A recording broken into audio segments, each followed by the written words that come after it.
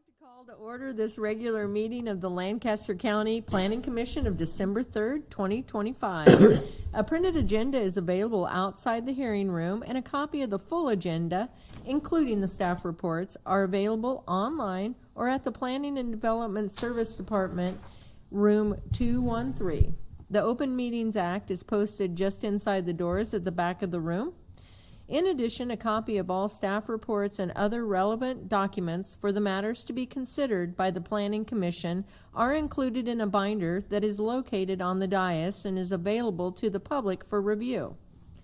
Out of courtesy for those attending this meeting, commissioners and the staff, cell phones may not be used in the chamber during any portion of this meeting. We appreciate your cooperation. Please note, the Planning Commission action today is final on the following items. Item 1.5, Special Permit 13047A. Item 1.6, Special Permit 18023B. Item 1.7, Special Permit 25043. And Item 1.8, Pre-existing Special Permit 3AJ. Any aggrieved person may appeal final action of the Planning Commission to the City Council or the County Board by filing a notice of appeal with the clerk within 14 days following the action of the Planning Commission. The Planning Commission action on all other items is a recommendation to the City Council or County Board. The first item of business is approval of the minutes of the regular meeting held November 12, 2025. Is there a motion? So moved, Campbell. Second, Evans? Ball, Yes. Campbell, Yes. Cruz, Yes. Edens, Yes. Fight, Yes. Rodenberg, Yes. Ryman Yost, Abstain. Joy. Yes. Minutes approved.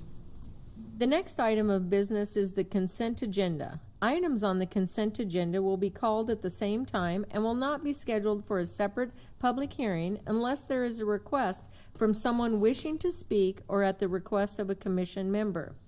I will now ask Shelley to read all the consent agenda items into record. Once those items are read, she will ask if there's anyone wishing to speak. If you wish to speak on an item on the consent agenda, we would ask that you stand and state the item. That item will then be removed from the consent agenda and scheduled as a separate public hearing under Section 3 of today's agenda. All items remaining on the consent agenda will be voted upon in total with a motion for approval. Shelley, will you please call the items on the consent agenda? Item 1.1, Comprehensive Plan Conformance 25012, to review estimate conformance with the 2050 Lincoln-Lancaster County Comprehensive Plan, a proposed amendment to the Terminal Building Redevelopment Project within the Lincoln Center Redevelopment Plan to change the term of TIF repayment from 15 years to 20 years and update the project narrative on property generally located at 947 O Street and 139 South 10th Street. Item 1.2, Text Amendment 25011, to amend the Lincoln Municipal Code Table 27.72030A to reduce the minimum lot area required for dwellings in the B2 zoning district from 2,000 square feet per unit to 1,000 square feet per unit, and to amend Table 27.06.070 and 27.62.040 for household living use group to change dwellings from conditional to permitted use in the O2 zoning district. Item 1.3, change of zone 21020D to amend the South Downtown Plan unit development, specifically updating the lot regulations within the PUD to allow a two-family dwelling on lots 1,740 square feet or larger, and to reduce the average lot width of 17 feet per unit on lots legally created after November 1, 2025 on property located between A and H Streets and 10th and 17th Streets. Item 1.4, change of zone 25025 from AG Agricultural to AGR Agricultural Residential on property generally located at Southwest 89th Street and West Van Dorn Street. Item 1.5, Special Permit 13047A to add office use on the locally landmark Lewis Seifert House on property generally located at 700 North 16th Street. This is final action.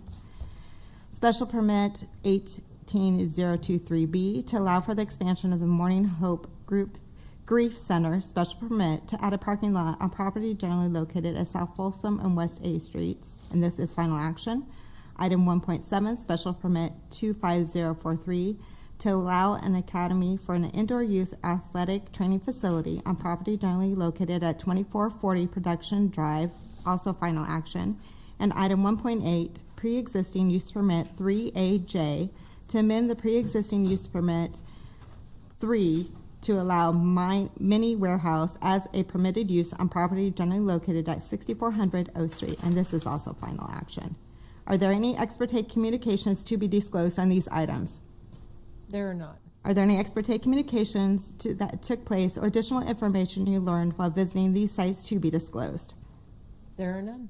If there is anyone here wishing to speak on these consent agenda items, please stand and state that item. Dylan Merman, change of zone, number 21020D.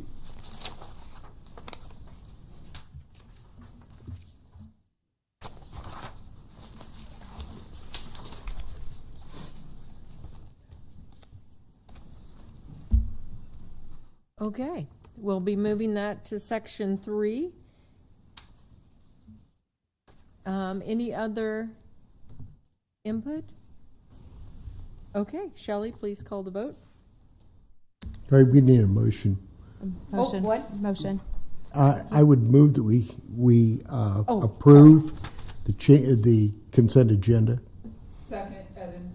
Thank you. Ball, Yes. Campbell, Yes. Cruz, Yes. Edens, Yes. Fight, Yes. Rodenberg, Yes. Ryman Yost, Yes. Joy. Yes. Consent agenda approved 8-0. Okay, now, just to make sure I'm right on this, then we'll now proceed to public hearing. Prior to staff making a brief presentation, each staff person should state their name, agency, and address. The applicant will then be requested to present their testimony, followed by those who wish to testify in support, followed by those who wish to testify in opposition. The staff will then be given an opportunity for rebuttal.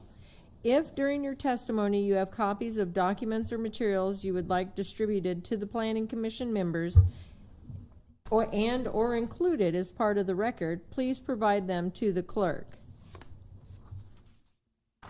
Each person testifying should state their name and address and shall have 5 minutes to speak unless additional time is requested and granted.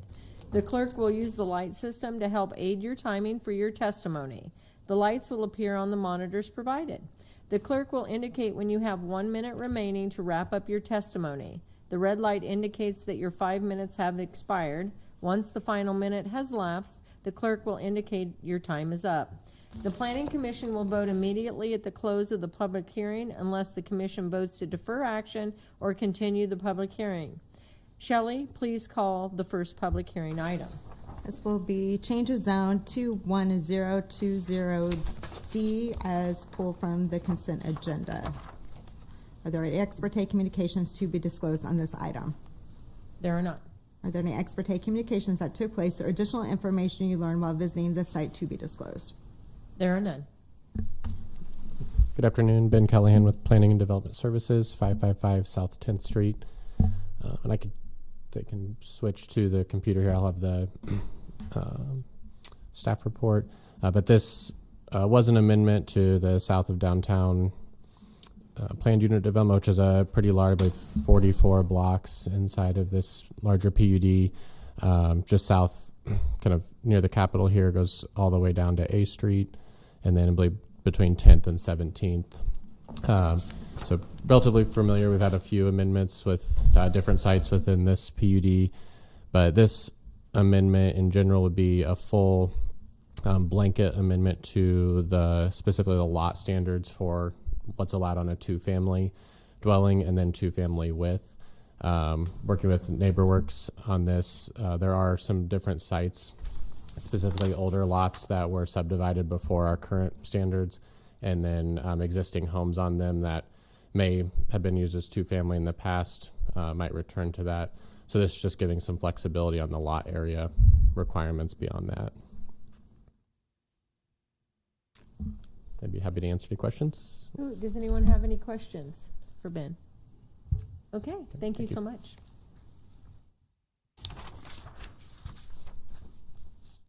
We will now move forward and ask for testimony from the applicant. In this capacity, I was planning on being, under NeighborWorks as kind of cap as a proponent, so if that works. I'm not sure. This would be a question. Steve, are you okay with this? Or Ben? Testimony and Perfect. support. Yeah, so I guess we wouldn't have an applicant testifying today, then it would just go to Go to support. public. Okay. Well, then let's jump right into testimony and support. Okay? Perfect. Name and address, right? Please. Perfect. Thank you. Hello, everyone. My name is Dylan Merman, 2520 T Street. So here today and representing NeighborWorks Lincoln, and I'm speaking in support of the proposed amendment to the South of Downtown PUD. This proposed amendment is not only mission aligned with our goals of strengthening neighborhoods and expanding affordable housing opportunities, but also more broadly with the City of Lincoln's goals for development. Newer zoning codes, has been mentioned, implemented over kind of older historic neighborhoods with lots that have been kind of trapped and subdivided, have really trapped these in amber and prevented reinvestment into the neighborhood. And so recognizing this, that's part of the origins of the South of Downtown PUD in the first place. It was created to, with one of the express goals of encouraging affordable single and two-family residential infill development, along with redevelopment, by simplifying and easing current zoning regulations for non-standard residential lots. This amendment will help the PUD better realize the stated goals and provide the needed flexibility for properties which have found themselves in a precarious position of subdivision. According to Lincoln's Affordable Housing Coordinated Action Plan, the city needs to add additional 17,000 units within the next decade to keep up with projected demand. We appreciate that an amendment strikes a good balance between modestly increasing the allowable density while still respecting the context of the existing neighborhood. Both the reuse of existing structures and encouraging infill redevelopment are stated goals within Lincoln's 2050 comprehensive plan. We are hopeful that the amendment will also help improve code compliance, will allow for unpermitted duplexes to be brought up to standards that keep Lincoln healthy and safe. I want to thank the planning staff for helping me through this process and you all for the opportunity to speak. Thank you. Excellent. Anyone with questions? Thank you for your time. Do we have any other testimony in support? Testimony in a neutral capacity? Testimony in opposition? Any other questions for staff? Okay. May we have a motion to close? I move we close the public hearing. Second, Evans. Ball, Yes. Campbell, Yes. Cruz, Yes. Edens, Yes. Veit, Yes. Rodenberg, Yes. Ryman Yost, Yes. Joy. Yes. Public hearing closed. And a motion for approval or denial? What? And a motion? I move Oh. approval of change of zone 21020D. Second? Any discussion? I am really excited about this. Hopefully, I think we get stuck that a single house has to be on this huge lot, and it doesn't. And maybe it gives the next generation or the people following us behind an opportunity to buy a piece of land, a piece of their legacy that they're right now just priced out of the market. So I'm excited to see what this looks like 10 years from now, 20 years from now, and was it a good move and the right way for this specific area. Excellent. Any other? This is really an exciting opportunity for all of us. Let's go ahead and take it to vote. All right, Ball, Yes. Campbell, Yes. Cruz, Yes. Edens, Yes. Veit, Yes. Rodenberg, Yes. Ryman Yost, Yes. Joy. Yes. Approved 8-0. Thank you. Shelley, go ahead and move on to the next item. Next item, item 4.1, text amendment 25014 to amend the conditional use provisions to Lincoln Municipal Code 27.62.080 and special permit provisions in Lincoln Municipal Code 27.63.070 related to allowing childhood care facilities and providing more flexibility with the allowed occupancy, the reuse of an existing building within residential neighborhoods, revising as specific conditions with the design standards by no longer requiring daycares over 21 children to be located on collector and arterial roadways, and additional provisions for the safety of childhood care facilities in or near the I-1 industrial zoning district. Are there any expert communications to be disclosed on this application? Yes, there is. Yeah, this was brought up at the Mayor's Roundtable as a review, and I was in attendance at that meeting. There wasn't a lot of opposition from the Neighborhood Roundtable, and there were some good questions and some back and forth, but nothing major. Excellent. Thank you for sharing that. Anyone else? Okay, Shelley? Go ahead, Ben. Ben Callahan with Planning and Development Services. Today, before you have the text amendment, this is mainly revolving around early childhood care facilities. We wanted to put this on public hearing just for opportunity to explain a little more, as it kind of has two different sections, and then certainly any questions you might have. So currently, a little background on early childhood care. This is only amending within the residential district, so your AG, AGR, and then R1 through R8 residential. The non-residential districts, like your B and O districts, that was already changed in the past, that it's permitted by right with no occupancy caps on there. So certainly the last few years, our department's received a lot of calls or questions on the need for early childhood care in the community. So as you might have noted, this was a Planning and Development Services application, working the past few months with different departments on what type of different changes we could make to help reduce some of those barriers within our neighborhoods. So this pulls up.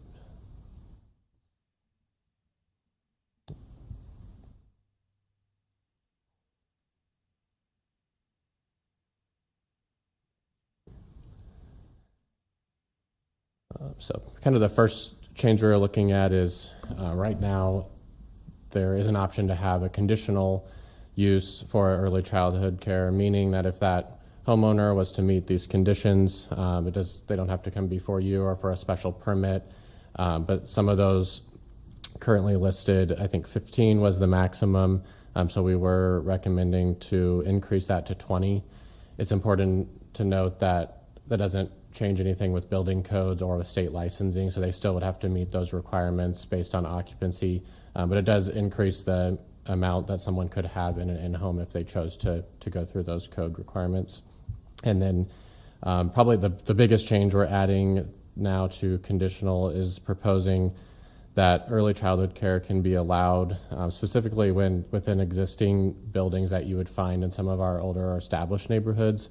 So places of religious assembly, neighborhood support service, public or private schools, and clubs specifically. And a lot of that is in a goal that they could conditionally have up to 50 children in a daycare by right within a residential neighborhood. So that would not need the special permit. And then with that, we added a condition that the building had to have been constructed before January 1st of this coming year. That's mainly a goal for that reuse or continued joint use of those buildings in the neighborhood, and not someone building a new commercial building on a residential lot going forward. And then, so if they weren't to meet any of these conditions or want to increase the maximum above 50, similar to today, we still have our special permit option. And so then they would jump into this provision where they may come forward and ask for 51 or more within that facility. That would be standard.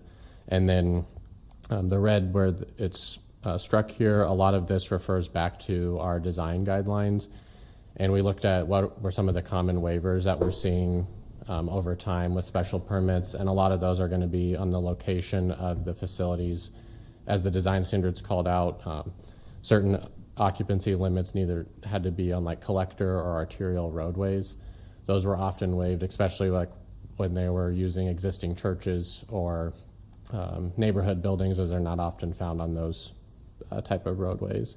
So we were recommending to strike those. And then item F here, we were working with the health department. And so this would be one change. actually adding a little more restriction onto daycares in I-1 zoning. And specifically, health has concerns when vulnerable populations are within 300 feet of I-1. There's additional review that's needed. So they did propose adding this language in here where it could be only allowed if it's in association with an existing I-1 use. So that may be a business that has an on-site daycare for employees. And then also some additional information, whether it's emergency evacuation plans or reviewing the surrounding area. And then last, within the staff report, this just reflects what we were changing within our design standards, but mainly striking the requirements along the roadway classification. I'd be happy to answer any questions. Do we have any questions? I do.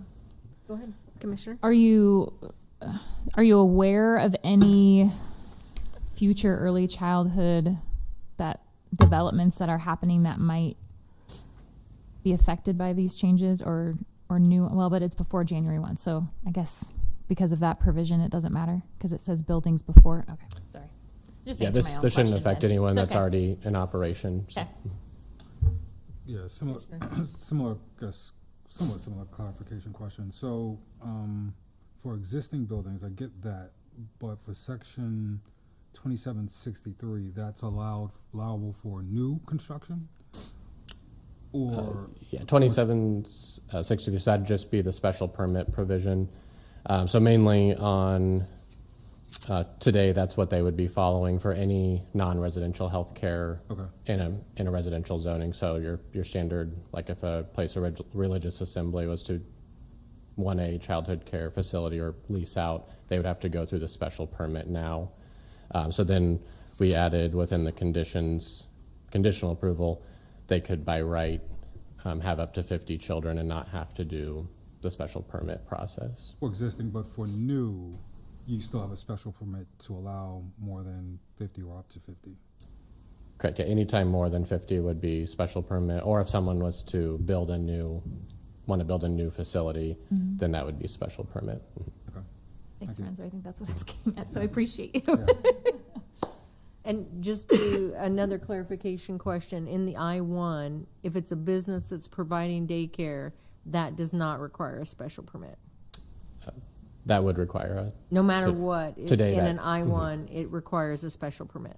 correct. Yeah, and that is how it is today. Requires a special permit. But And it then doesn't waive that. This doesn't change that. This one, it changed, and actually it would tie, this language would now tie that the daycare has to be in association with that I-1 business. So it's actually making it a little more restrictive for daycares in I-1, and that's due to being a more intensive use. Okay. So, Commissioner? just to clarify, the clarification.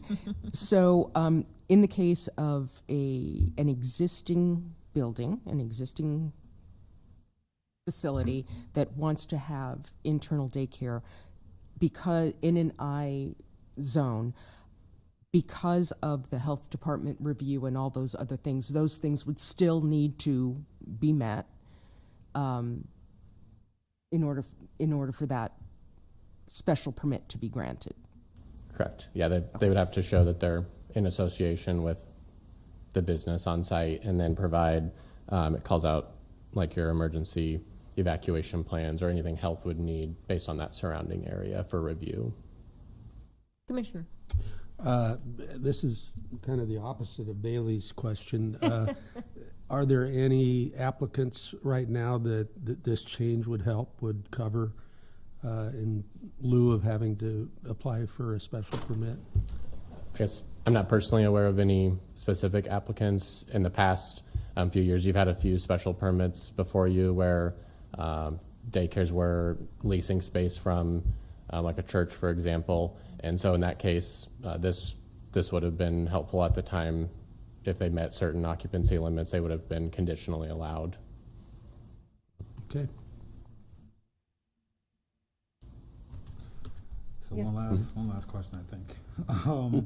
So in regards to parking, I know many times when we're have an agenda around schools, right? Even daycare, there's always questions around traffic and parking and risk, right, of children crossing the street, et cetera. How does this change those sort of themes that we hear? Yeah, thanks for asking that, because I should have mentioned on, so on the conditional provisions, we did add, because a lot of the thought process on this was if they're going to be utilizing and filling with those existing buildings and neighborhoods.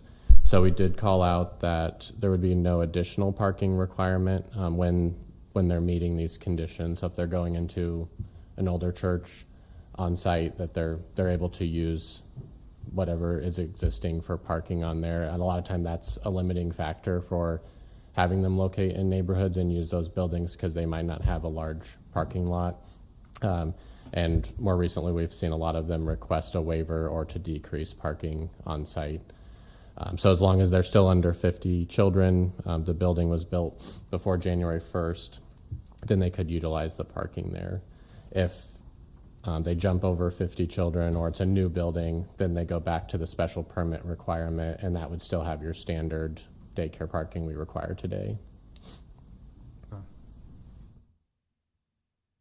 Okay. Any other questions? Thank you. Thanks. We will now move to testimony in support. Testimony in a neutral capacity. Testimony in opposition. Oh. Uh-oh. I think this may be the first one. Ruh-roh. Don't like that face. Tim C., Assistant City Attorney, 555 South 10th Street, not in opposition to Okay, crystal excellent. clear. I just want to correct the record on one of the items in the staff report, and I didn't get a chance. I just caught this. I didn't get a chance to bring it up with Ben. If you look at the legislative version of on page 5 of the staff report, it lists the section to be changed as 27.06.080. That is the use group chapter. That's not the conditional use chapter, so it should be 27.62.080.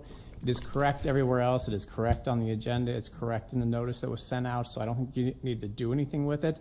I just want you to be aware that when you're voting on 27.62.080, not 27.06.080. Happy to take any questions you might have. Again, not trying to make an issue out of this, just trying to make it crystal clear on the record so that no one can say you didn't know what you were voting on when you made your vote today. So it'll be corrected as we move forward? Or? Yeah, today is just a recommendation to the City Council, so as the official legislative version is created and the ordinance is put in front of the City Council, that'll be corrected. Okay. But everything else was... Everything else, all the other references in the staff report, on the advertising, on the agenda, everything else is fine. Perfect. It's just one of those things you catch at the last minute and say, we should at least make a record of this. Yeah. Excellent. Good detail. Perfect. All right, thank you. Thank you. Any staff questions before we move on? Okay, let's go ahead. I would close the public hearing. Second, Edens. Ball, Yes. Campbell, Yes. Cruz, Yes. Edens, Yes. Fight, Yes. Rodenberg, Yes. Ryman Yost, Yes. Joy. Yes. Public hearing closed. And I would move to approve text amendment 25014. Second, Edens. Any discussion that anyone would like to start with? Yes, Commissioner. When we talk about walkable neighborhoods, this is a good movement to that. If you're trying without a car to get a kid to a daycare to work, the more in your residential area you can stay, the better off. And we ran into, in my neighborhood specifically, that the small daycares are at their capacity and there's just no room to put them in there. And for me as a parent, I always wanted something about a licensed daycare sounded a little better. And those are typically the bigger facilities which are not walkable. Or you have to go to a main street, and do you want to do that? So I think this is a move in the right direction. I think the biggest complaint we'll have is probably parking. I live next to a school, so when people say that, I'm like, a daycare, it's twice a day, just like I deal with. I ask people to come 5 minutes later, or I leave 5 minutes earlier, so I miss the big rush. It works. Perfect. Good. Any other? Okay. Excellent. Shelley, let's call the vote. Ball, Yes. Campbell, Yes. Cruz, Yes. Edens, Yes. Fight, Yes. Rodenberg, Yes. Ryman Yost, Yes. Joy. Yes. Approved 8-0. Thank you. At this time, anyone wishing to speak on an item not on the agenda may do so. I would move that we adjourn. Second, Edens? Shelley? Ball, Yes. Campbell, Yes. Cruz, Yes. Edens, Yes. Fight, Yes. Rodenberg, Yes. Ryman Yost, Yes. Joy. Yes. We are adjourned.